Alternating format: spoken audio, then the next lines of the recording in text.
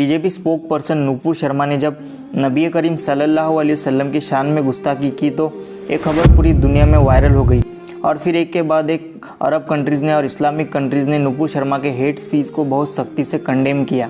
सबसे पहले कतर ने इंडियन एम्बेसडर को बुलाकर एक ऑफिशियल नोट देते हुए नुपुर शर्मा के बयान पर सख्त नाराज़गी जताई। कतर के बाद Kuwait, Saudi Arabia, Oman, Libya, Jordan ऐसे लगभग 14-15 कंट्रीज़ ने नुपुर शर्मा के बयान को कंडेम किया। कई जगह पर प्रोटेस्ट हुए, नरेंद्र मोदी के फ़ोटो को डस्टबिन पर लगाया गया और इतना ही नहीं बल्कि इंडियन प्रोडक्ट्स का भी बॉयकॉट किया गया। ऐसा शायद ही पहली बार हुआ हो कि इंडिया के लिए अरब कंट्रीज़ में इतनी नाराज़गी, इतना हेट देखने को मिला हो। इंडिया में नुपुर शर्मा के बयान को लेकर लोग नाराज़ तो थे ही, लेकिन जैसे ही अरब कंट्रीज़ ने इस पर रिएक्ट किया तो इंडिया का माहौल इससे और ज़्यादा इन्फ्लुएंस हुआ। नुपुर शर्मा के इस बयान पर अरब कंट्रीज़ के इतने सख्त रिएक्शन को इंडियन मुस्लिम ने बहुत अप्रिशिएट किया। ऐसे लगने लगा कि अरब कंट्रीज़ कितने मजबूती के साथ मुस्लिम के साथ खड़ी है। लेकिन क्या सच में ऐसा है? क्या सच में अरब कंट्रीज़ केयर करती है मुसलमानों के बारे में, या उनके इस रिएक्शन की वजह कुछ और है? और क्यों इतने सख्ती से अरब कंट्रीज़ ने नुपुर शर्मा के बयान को कंडेम किया और सही किया या नहीं?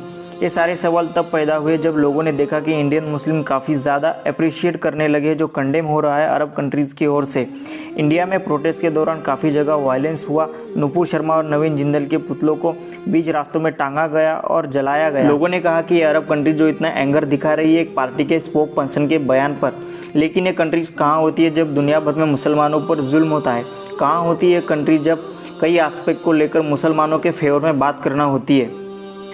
और हाँ, उनका यह सवाल वैलिड भी है, क्योंकि तस्वीरें शिंजियांग पुलिस फाइल में लीक हुए उइगर मुसलमानों की।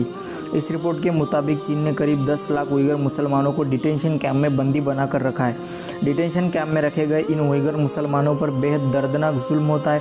भले ही चीन इन इल्ज़ामों को डिनाई कर रहा हो, लेकिन सालों से उइगर मुसलमानों पर चीन के ओर से हो रहे जुल्मों से सारी दुनिया वाकिफ़ है। लेकिन इन उइगर मुसलमानों के लिए कोई भी अरब कंट्रीज़, मुस्लिम कंट्रीज़ कभी अपना मुँह नहीं खोलती। फ़िलिस्तीन में लगातार इसराइल की ओर से मुसलमानों पर जुल्म होता रहता है।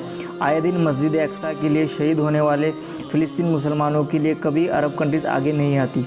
सीरिया में हुई तबाही सबको पता है। अफगानिस्तान तालिबान के हालात सबको पता है। रोहिंग्या मुसलमानों पर जुल्म, कश्मीरी मुसलमानों पर जुल्म, कभी मुस्लिम औरतों के हिजाब को लेकर, कभी अजान को, तो कभी मुसलमानों के खान पान को लेकर मुसलमानों को सताया जाता है।